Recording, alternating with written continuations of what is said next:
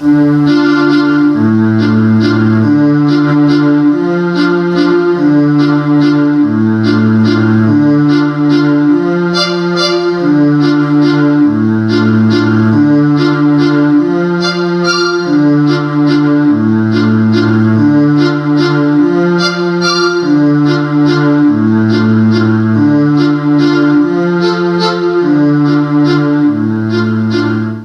guys, welcome back to Year of the Full Moon. This is the penultimate episode of Year of the Full Moon.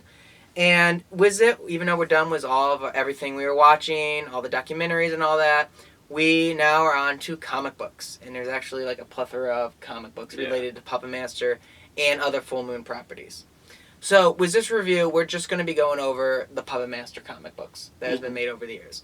As well as there's some stuff about Dollman and Demonic Toys, because we also watch those movies, so I'm just going to throw those in there. So we're going to first begin with Eternity Comics, which are the people who licensed Full Moon Comics back in the 90s, back when Full Moon first started. And they began their Full Moon like properties with Puppet Master, which is a 4-issue comic book series. So it was released right before Part 2 came out of the movie, and it was kind of released kind of in tandem with it. So there's a lot of stuff that they carried over some plot points, and there was also some plot points that was used later in Part 3. So even though this ended up not being considered canon anymore, thanks to the Axis trilogy, it's still an important part of Puppet Master lore because a lot of stuff ended up being used in Puppet Master 3. The main thing is it takes place after Puppet Master 1, where right after Toulon killed himself, and it's about Andre's cousin, who runs the inn, using the puppets to kill Hans and Fritz and cover up the Hans and Fritz are the Germans that are trying to break in. Just to cover up the Puppet Master's tracks so that Germany can't like recreate all of his old creations. They continue it with a 2-issue miniseries called Children of the Puppet Master that takes Megan, who is the main girl of the first movie, the one that survives, and it just shows her like trying to survive the puppets, and it kind of like ties up some loose ends with Neil Gallagher, as well as Alex, who was the guy who survived as well at the end of that one. Again, it's not considered canon as well because it says that Alex did not die, but according to the comics, he did. In the movies, he ended up going to like an insane asylum. So there's some stuff that don't add up, but honestly, it's not too bad. It's an interesting look at Puppet Master. Now that then takes me to Dollman, which I'm not going to go too much into, but it was a 4-issue series that, though it was a sequel to the movie, it ultimately rewrote the movie. So, I would say an important plot point is Sprug, the head that he's trying to chase after from his home planet that crash lands on Earth. He never actually went to Earth. Only Dollman did. So his adventure just did all this stuff unrelated to Sprug, and now this one's about Sprug and Dollman going back to Earth to defeat Sprug and all that fun stuff. Thing of note is that it kind of has a thing at the end where it's like, oh, Dollman's going to join the CIA. That's kind of stupid. Demonic Toys, on the other hand, it was a 4-issue series. It was a sequel to the movie. And I actually found it probably a superior sequel to anything Demonic Toys that came out afterwards. It was about like the toy place being torn, like the storage place being torn down, and a toy ball being built.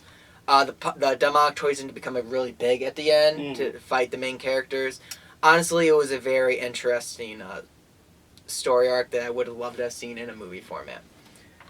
So then we would fast forward all the way up to the 2010s with Action Lab, who got their hands on a bunch of Full Moon properties, particularly Puppet Master. Action Lab. And they made a whole ongoing series about it.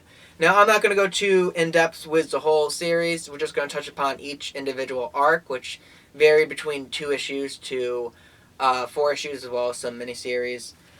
So with this, the first arc was called The Offering. It's basically just like a palate cleanser. It gets all the puppets back to the end, and none of the characters are really relevant moving forward. But it's some good Puppet Master action. It would have been great as a standalone movie.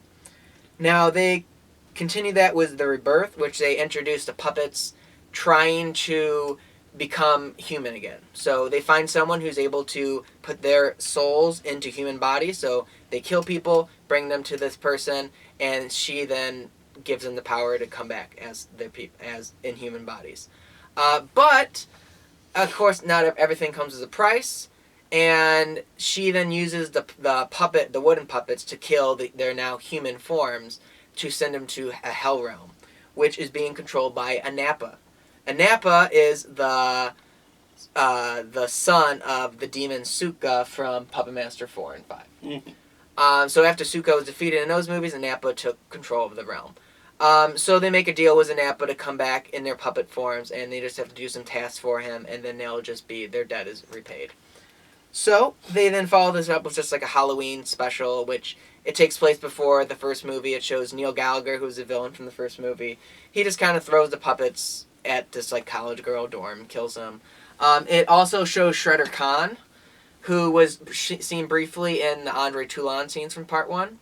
But in this one, it shows that Neil wanted to figure out how the puppets were made, so he was like, I'm going to drain all the essence of Shredder Khan to figure out what happens when a puppet loses their essence. The answer is they die, which is why Shredder Khan is not in the subsequent movies. That. But he found out, just to be certain. So we follow that up with the Boy of Wood arc, which is 4 issues. It's about Anthony, who now becomes like the new puppet master. He's a kid who lives in a mental institution. The whole arc pretty much centers around the human doll Camille from Part 2. Now you see her at the very end. You never see her again. This ties up that loose end. So it basically just shows that she's been like killing people at this institution and all that fun stuff. So moving on from there, we go to the Blood Debt arc, which is that the puppets finally finish all their tasks for Anapa, which, lo and behold, backfires, and now they have to deal with the Anapa demon. Now they are able to defeat him with the help of Anthony as the puppet master. It's a cool thing where like Anapa brings all these puppets back to life, and fun stuff happens. But Toulon's puppets become victorious in the end, yada yada yada. Then we move on to the vacancy arc. It's about Anthony. Now the end got reopened by this couple, and Anthony now works at the end.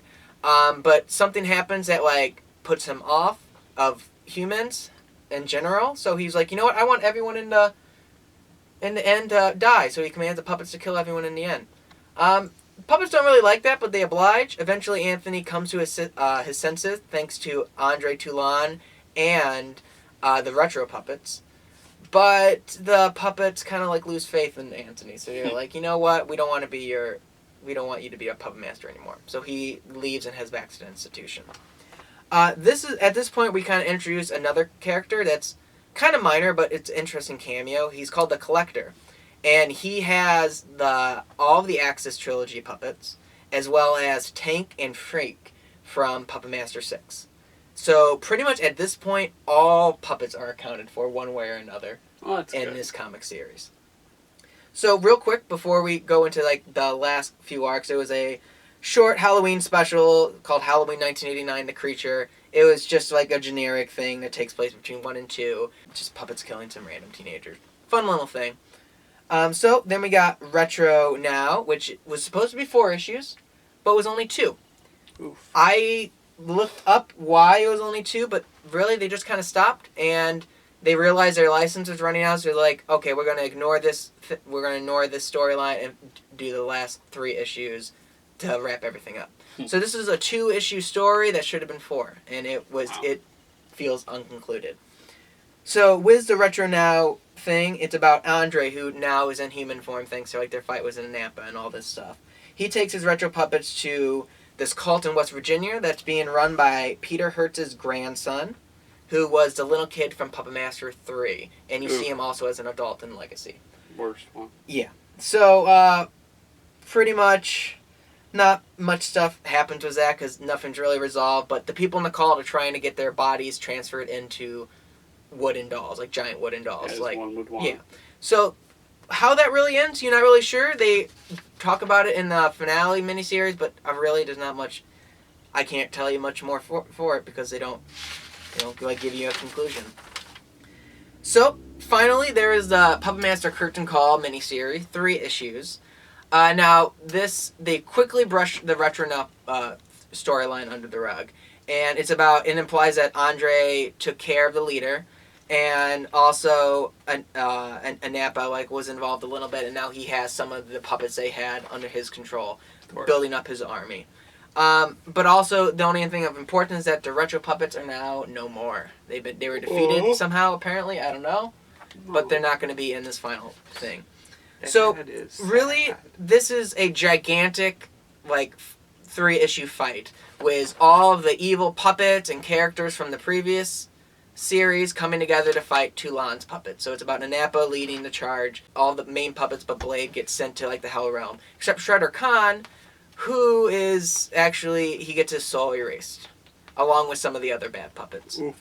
So he is officially out of Puppet Master canon. He's been defeated. But all the other puppets are, like, sent to the Hell Realm, so their souls are still around. Now, except for Blade, who's still in his puppet. So Anthony ends up defeating Anapa, and he then defeat all the other bad people that he got together. And he and Blade bury all of the puppets in the Toulon's trunk on the grounds of the Bodega Bay Inn. And that's because the puppets did not want to return in their puppets form. They wanted to stay in the Hell Realm and just kind of like a piece. There is an alternate ending that they reveal in the comic book where they were planning on having an end where Anthony shows up later with Blade when he's much older, and he has the power to put all of them in human form again. So that didn't end up happening, but oh well. So, after this, Full Moon got rid of their license with Action Labs, and they decided to make their own imprint called Full Moon Comics. Now, there were a 6-issue miniseries called... Better to keep all your crap under one roof than exactly give your crap out to other people to make worse crap. Like Puppet Master vs. Demonic Toys. So anyways, Dollman kills the Full Moon universe. 6-issue miniseries of Dollman going to every single different Full Moon property and killing the monsters. As what everybody wanted to see.